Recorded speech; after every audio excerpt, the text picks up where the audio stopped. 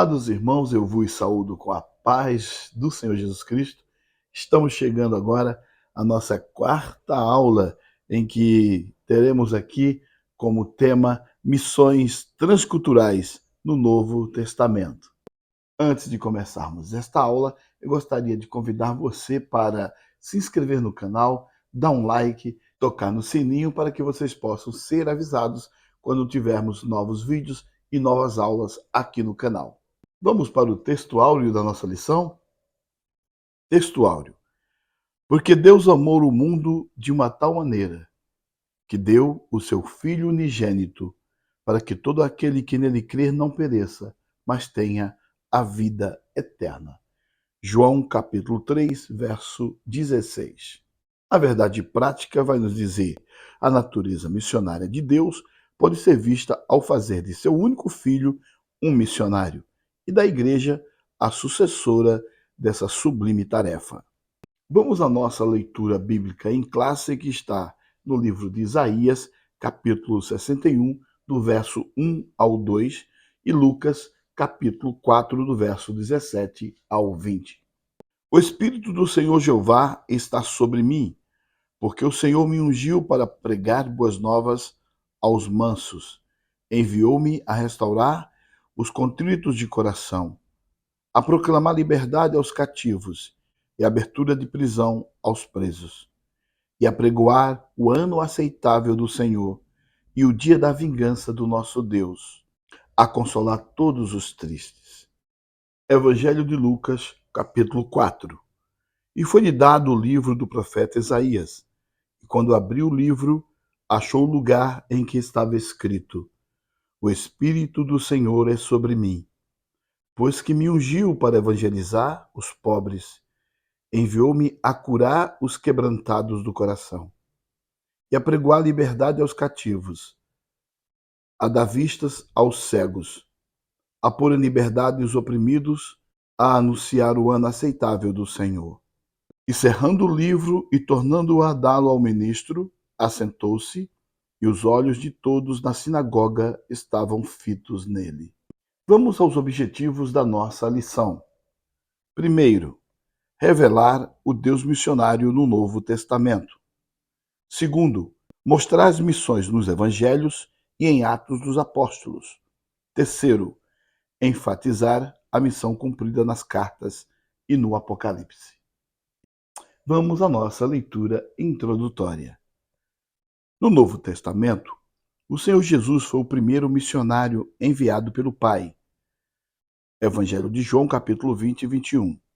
Pelo fato de ter sido o enviado de Deus, ele trouxe consigo um plano de resgate da humanidade, que envolve todos os seus seguidores.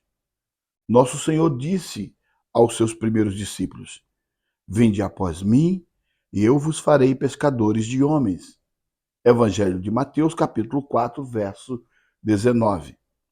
Por isso podemos dizer que o Novo Testamento é uma obra de caráter missionário do início ao fim, onde os Evangelhos, o livro dos Atos, as cartas e o Apocalipse são instrumentos de um verdadeiro trabalho missionário. A nossa palavra-chave aqui é o Novo Testamento. E a nossa lição, ela fala missões transculturais no Novo Testamento. É exatamente missões que vai além. E o Novo Testamento, nós vamos estudar hoje, vai falar sobre isso, sobre ir além. E o Novo Testamento, em sua própria palavra, vai nos testemunhar e testificar de que o sacrifício de Jesus foi além. Que o sacrifício de Jesus é transcultural. Que a palavra de Deus, ela é transcultural. E aqui nós vamos ver e entender o significado de missões que vai além e vai mostrar para nós que a mensagem da cruz é transcultural e transformadora. Vamos agora para o nosso tópico 1, que vai falar o Deus missionário revelado no Novo Testamento. O nosso primeiro subtópico vai dizer: a Bíblia mostra um Deus missionário. A Bíblia Sagrada, de Gênesis ao Apocalipse, é um livro eminentemente missionário, porque sua inspiração emana de um Deus missionário. Aquele que envia, assim como o Pai me enviou, eu também vos envio. João capítulo 20, verso 21 e João capítulo 3 e verso 16. No Antigo Testamento, Israel foi um instrumento usado por ele para alcançar o objetivo divino. Mas Israel não o alcançou. Todavia, a partir do Novo Testamento, Deus passou a usar a igreja para cumprir esse propósito, mostrando ao mundo o seu grande e sublime amor. Nesse primeiro subtópico, nós vamos ver que Deus é um Deus missionário. O próprio Jesus vai dizer isso. Ele vai dizer: assim como o Pai me enviou, eu também vos envio. E para enviar os seus discípulos, antes Jesus ensinou, os capacitou e encheu-lhes do Espírito Santo, para que eles pudessem ter força, para que eles pudessem ter poder que vinha do alto para fazer a grande obra missionária. E foi assim. Jesus primeiro diz: olha, o Pai me enviou, agora eu envio vocês também. Mas aí, antes, Jesus vai trabalhar eles. Jesus vai ensinar os seus discípulos. Jesus vai dar grandes ensinamentos naquela região onde ele viveu naqueles dias. E ele viveu ali no Mar da Galileia. E ali Jesus vai dar grandes ensinamentos aos discípulos para que eles pudessem ser igual a ele, igual a Jesus. Assim como o Pai tinha enviado Jesus, ele mesmo estava dizendo: assim como o Pai me enviou, eu envio vocês, vou preparar vocês e vou enviar vocês aos confins da terra. E assim foi feito. O sacrifício genuíno cumpriu a sua tarefa, cumpriu a sua missão e agora nos comissionou a fazer isto também. Vamos agora ao nosso segundo subtópico, uma perspectiva missionária do Novo Testamento. O ensino do Novo Testamento é totalmente missionário, pelo fato de o povo de Israel ter falhado no seu propósito missionário. Deus organizou um novo povo, a Igreja de Cristo, para que ela levasse à frente o propósito universal de Deus em redimir o ser humano. Para isso, que o nosso Senhor, o Filho unigênito de Deus, foi enviado ao mundo, fazendo-se assim o missionário por excelência. João capítulo 3, verso 16. Não por acaso o missionário escocês David Livingstone disse: Deus tinha um único filho e fez dele um missionário. Aqui nós aprendemos uma grande lição. Quando o missionário David Livingstone fala isso, ele está querendo dizer para nós, estava querendo dizer para nós: olha, você tem que ser missionário primeiro na sua casa. O primeiro missionário tem que ser você na sua casa. Ensinar os seus filhos. Deus tinha apenas um filho, fez dele um missionário. Não importa se você tem 1, 2 ou 3 filhos. O importante é que você seja o missionário dos seus filhos e ensine os seus filhos também a ser missionário. É lindo isso. É claro que nem todos os filhos da sua casa vão ser missionários, mas pelo menos um vai aparecer. Eu mesmo conheço amigos meus que em sua casa tem 6 filhos e pelo menos um desses filhos saíram missionário, fazem trabalho lá na Jordânia, né, naquela região lá do Oriente Médio, e agora retornando ao Brasil, essa filha desse meu amigo também vai trabalhar na França, fazendo missões, exatamente nas comunidades muçulmanas. Então, ela se habilitou a ser missionária e está lá fazendo missões. O pai ensinou, o pai a comissionou e ela atendeu o chamado. Dos 5 filhos, ela foi a única missionária. Não é à toa que no livro de Provérbios 22, 6, está escrito para que nós possamos instruir o menino, instruir a criança, instruir o filho. Vamos ler? Instrui o menino no caminho em que deve andar, e até quando envelhecer, não se desviará dele. Ensinar os seus filhos faz parte de missões. Instruir o menino, instruir a criança, faz parte desse comissionamento. A família comissionada, dando o exemplo de Abraão. Por ele, todas as famílias da terra foram alcançadas. Agora Deus está comissionando você a ter o exemplo de Abraão. O exemplo de Abraão. Comissionar a sua família. Ensinar a sua família a ser bênção para as outras famílias. Amém? Vamos agora para o nosso terceiro subtópico, que diz assim: a igreja à luz dessa revelação. À luz dessa revelação bíblica, há de um Deus missionário nas páginas do Novo Testamento. A Igreja de Cristo tem uma tarefa ainda inacabada: anunciar o Evangelho a toda criatura. Mateus 28, 19. Essa tarefa começou em Deus, que enviou seu Filho, com a mesma missão que passou a Igreja no Novo Testamento, e atualmente perdura como missão primeira da Igreja na atualidade. Vamos ler Mateus 28, verso 19. Portanto, ide, ensinai todas as nações, batizando-as em nome do Pai, e do Filho, e do Espírito Santo. Aqui o Senhor manda ir.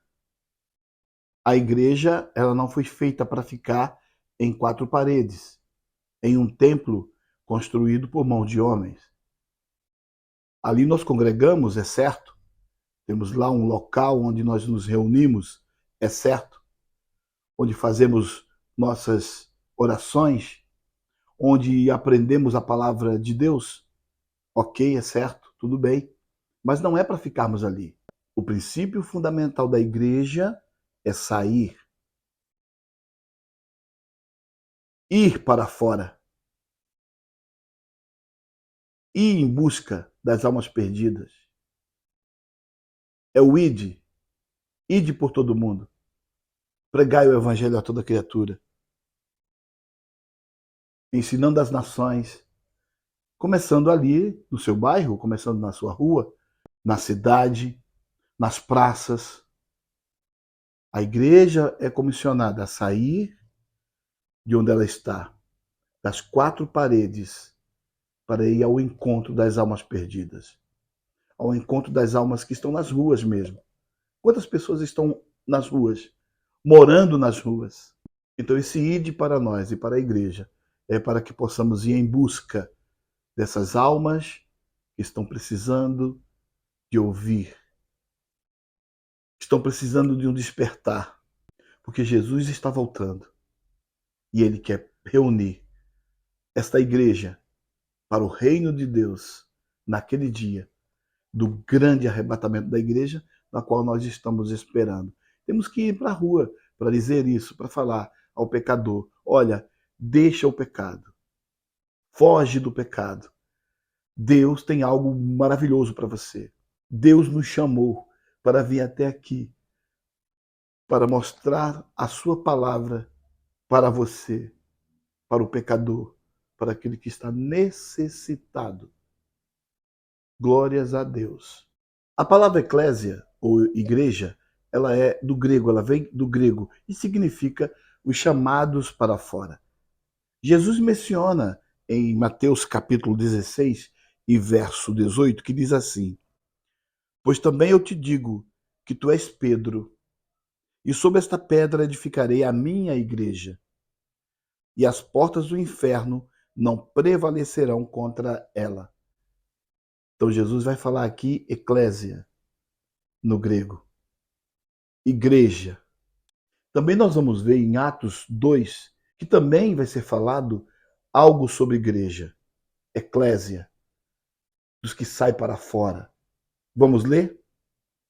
Atos capítulo 2, do verso 46 ao 47, que diz assim: e perseverando unânimes todos os dias no templo e partindo o pão em casa, comiam juntos com alegria e singeleza de coração, louvando a Deus e caindo na graça de todo o povo. E todos os dias acrescentava o Senhor à igreja, eclésia, aqueles que se haviam de salvar. É lindo. Estavam todos unânimes naqueles dias. unânimes para fazer a obra de Deus, unânimes em tudo. Atos vai nos confirmar dizendo que eles eram unânimes no partir do pão, quando comiam junto, na alegria e, o mais importante, na singeleza de coração. Singelos, simples. Deus quer que sejamos simples. E a simplicidade no coração, a singeleza no coração. Ele não tinha nada de vaidade, não tinha nada no coração que pudesse desviar a sua atenção para o comissionamento de Deus, de Cristo, na vida deles. Eles eram simples no coração, não tinham mais nada no coração a não ser a singeleza do Evangelho, a simplicidade da palavra, que fazia deles, que faziam dos discípulos uma nova criatura, um novo ser, homens e mulheres preparadas para morar no céu. Homens e mulheres preparadas para levar o Evangelho e trazer pessoas para este céu, da qual Cristo tinha prometido. Ele falou: eu vou, mas eu voltarei.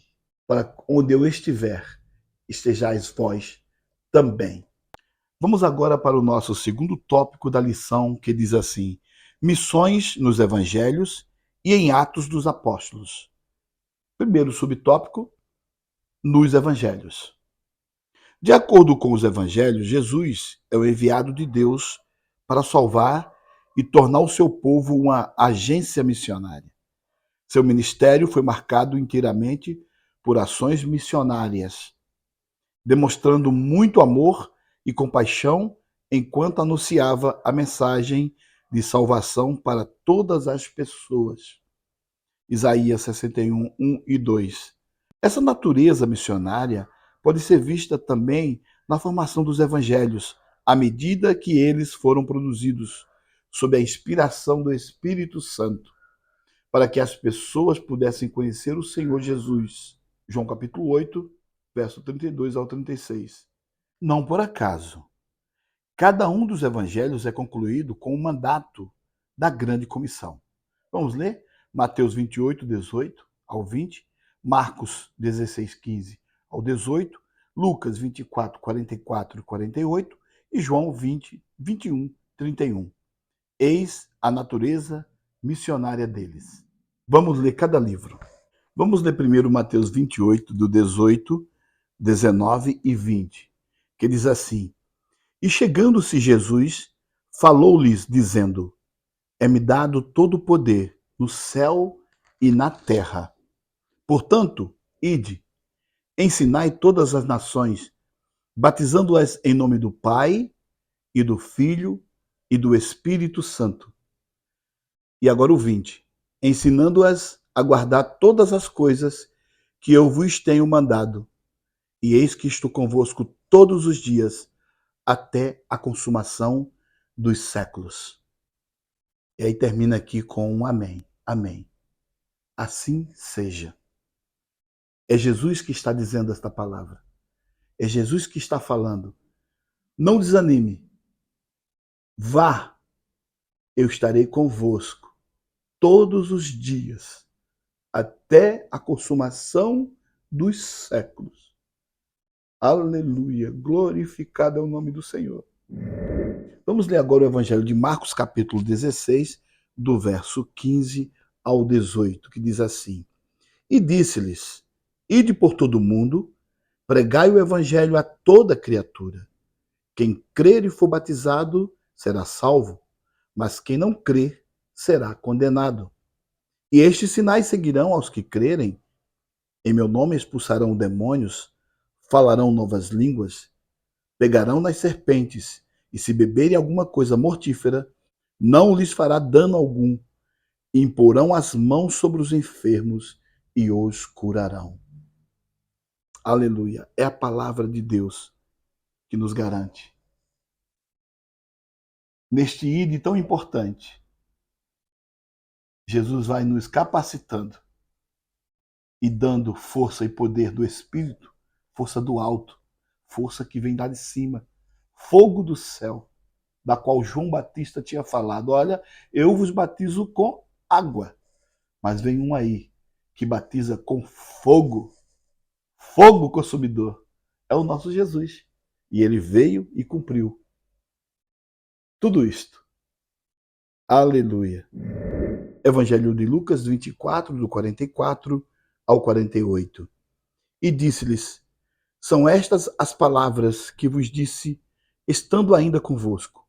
Convinha que se cumprisse tudo o que de mim estava escrito na lei de Moisés, e nos profetas, e nos salmos. Então abriu-lhes o entendimento para compreender as Escrituras. E disse-lhes: assim está escrito, e assim convinha que o Cristo padecesse, e ao terceiro dia ressuscitasse dos mortos. E em seu nome se pregasse o arrependimento e a remissão dos pecados em todas as nações, começando por Jerusalém. E destas coisas sois vós testemunhas. Agora vamos ler o livro de João, capítulo 20, do 21 ao 23. Disse-lhe, pois, Jesus outra vez: Pai seja convosco. Assim como o Pai me enviou, também eu vos envio a vós. E havendo dito isto, assoprou sobre eles e disse-lhes: recebei o Espírito Santo. Aqueles a quem perdoardes os pecados, lhes são perdoados. E aqueles a quem o retiverdes, lhes são retidos.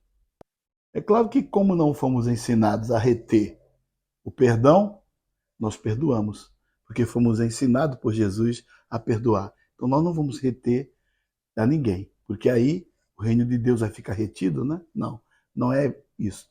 Jesus estava querendo dizer que ele estava dando-nos autoridade. A autoridade foi dada para a igreja. A autoridade foi dada para nós. Se você perdoar, serão perdoados. Se você reter, mas nós não fomos criados por Cristo para reter, e sim para perdoar. E por meio do perdão, haja crescimento na igreja. Crescimento. Aleluias. Vamos para o nosso segundo subtópico, que diz assim: nos Atos dos Apóstolos, os missionários Filipe e Pedro.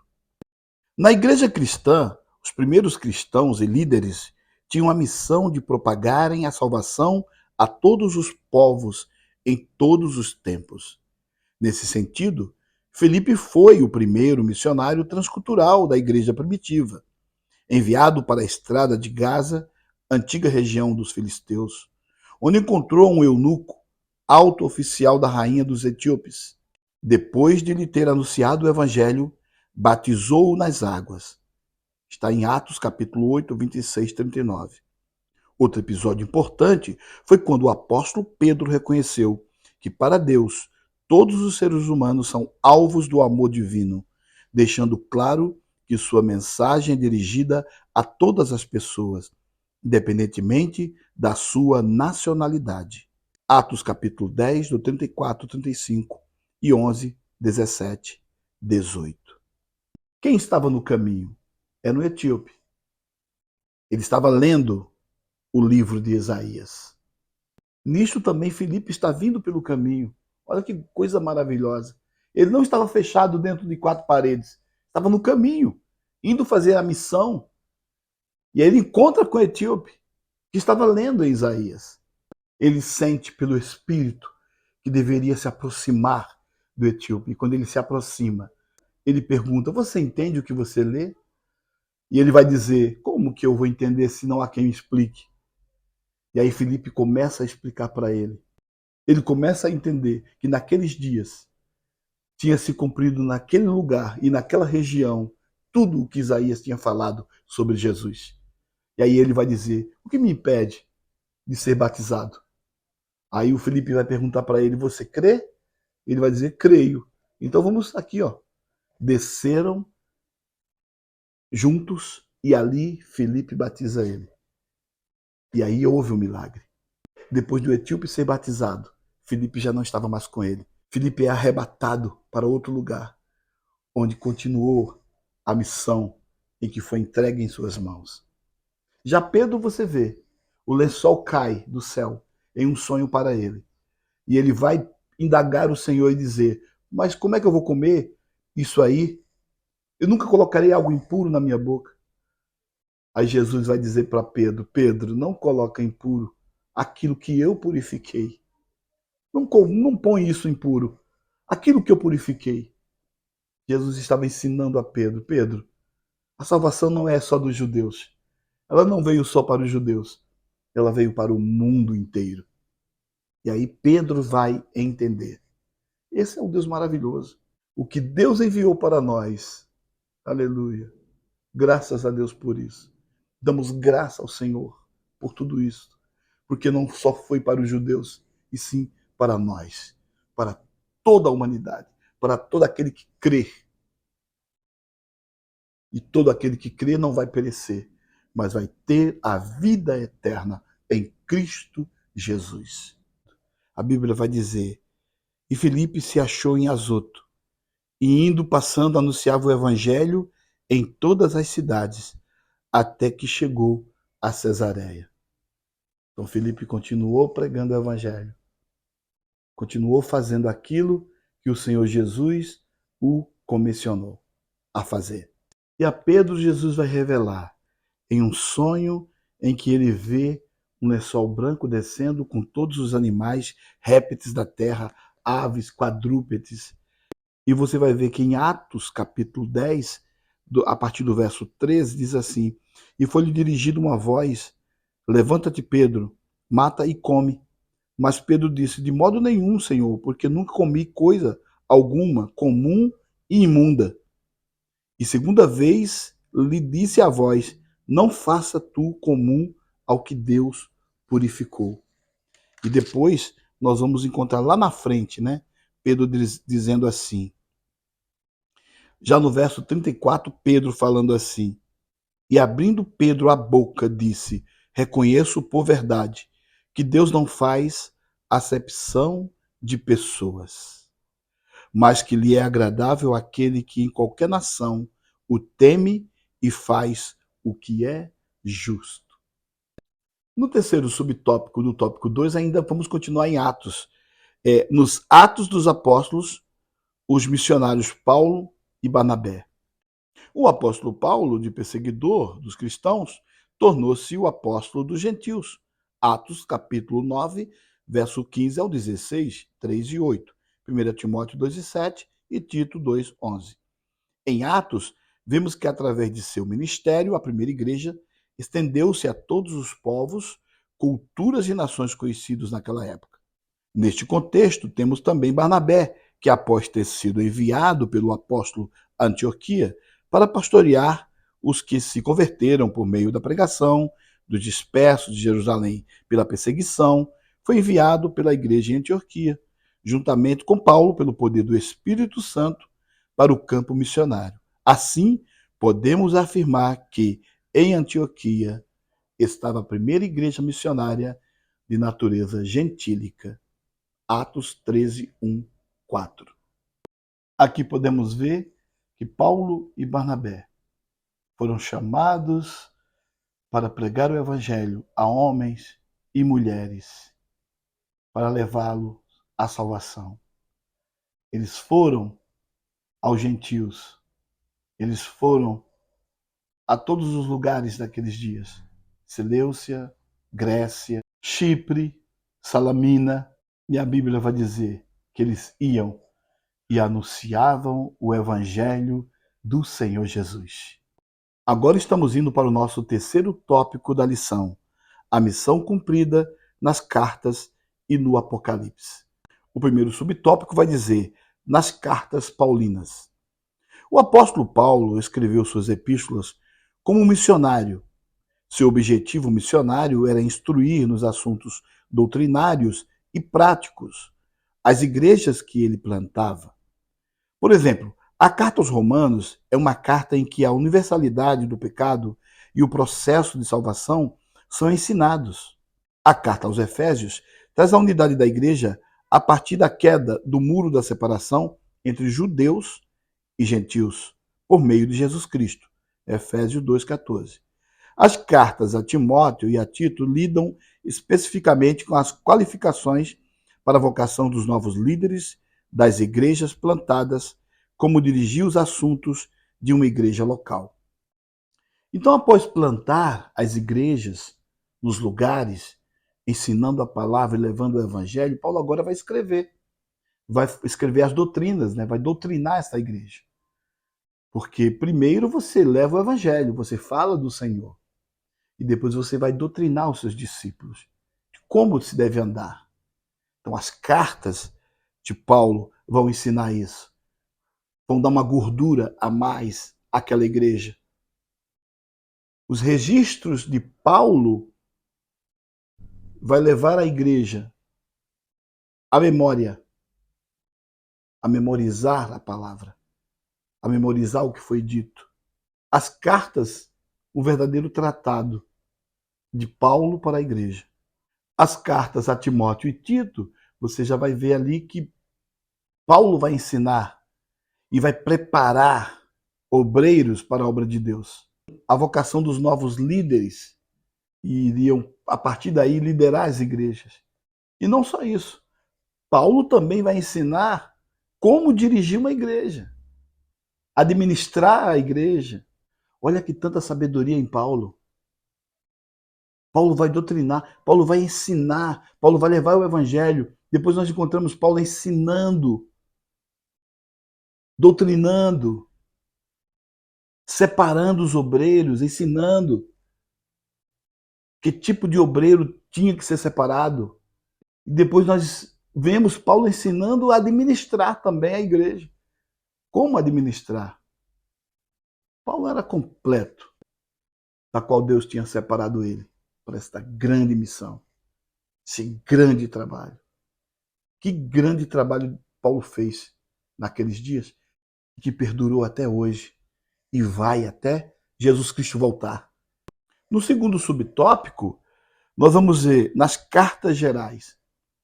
As epístolas gerais dão um forte testemunho sobre missões, como, por exemplo, a carta aos Hebreus demonstra a descontinuidade entre a antiga e a nova aliança, enfatizando a nova como melhor, Hebreus 7, 19 e 22, ao qual, uma vez aceita, a missão de Deus nos levará para o centro da vontade de Deus, para realizar a sua vontade como lhe agrada. A carta de Tiago contém a sabedoria prática para viver o evangelho de Cristo. E, finalmente, as cartas de Pedro asseguram a nossa posição de povo de Deus e a esperança da vinda do Senhor Jesus. O comentarista já falou que a posição do povo de Deus é a esperança da vinda do Senhor Jesus Cristo. Então aqui todas as cartas foram escritas trazendo para nós a doutrina, nos ensinando a se comportar, é o comportamento do crente, nos ensinando a ética cristã, e tudo isto ensinado pelo Espírito Santo naquela igreja primitiva, para que pudéssemos chegar hoje, nos dias atuais, com as cartas todas atualizadas. A palavra de Deus é atual. Valia naqueles dias e vale para os tempos atuais. Tudo que foi falado pelo Espírito Santo, por intermédio dos discípulos, nos traz a doutrina do Evangelho. No terceiro subtópico e último, vai dizer assim, e no Apocalipse. Nesse livro, o Senhor Jesus revela ao apóstolo João a conclusão da longa jornada e o destino de toda a raça humana. As 7 igrejas, localizadas na província da Ásia Menor, nos capítulos 2 e 3, devem ser vistas como igrejas missionárias. Nesse sentido, o apóstolo João relata que Deus se interessa pela salvação de todos os homens. Apocalipse 5, 9, 10. Vamos ler? E cantavam um cântico dizendo: digno és de tomar o livro e de abrir os seus selos, porque foste morto e com teu sangue compraste para Deus homens de toda tribo e língua e povo e nação. e o 10, que diz assim: E para o nosso Deus os fizeste reis e sacerdotes, e eles reinarão sobre a terra. Nós vamos ver que Apocalipse ali está endossando, dando a assinatura que Jesus veio para tribos, nações, povos, línguas, sem acepção de pessoas. Jesus não faz acepção de pessoas. Ele veio para isto, para o mundo inteiro. Glorificado seja o nome do Senhor. Vamos para a nossa conclusão? O Novo Testamento mostra claramente a forma pela qual Deus planejou a redenção da humanidade caída por meio da sublime tarefa missionária. Para este fim, ele enviou seu único filho, que com preço de sangue pagou o pecado dos homens de todas as tribos, línguas, povos e nações, constituindo-os seus cooperadores na obra de redenção de toda a criação decaída e prisioneira de Satanás. Ora, se missões nasce do coração de Deus, ela deve estar no coração de quem ama a obra missionária. Ficamos por aqui nesta quarta aula do nosso quarto trimestre, na qual nós aprendemos que possamos ser como Paulo, que foi comissionado a levar o evangelho e não titubeou. Ele caiu, mas quando se levantou para uma obra grande, para uma obra missionária, até os confins da terra. Esse é o legado. Esse é o legado da igreja. Esse é o legado de Cristo em nossas vidas. E o legado da igreja para todo sempre. A paz do Senhor e nos vemos na próxima aula.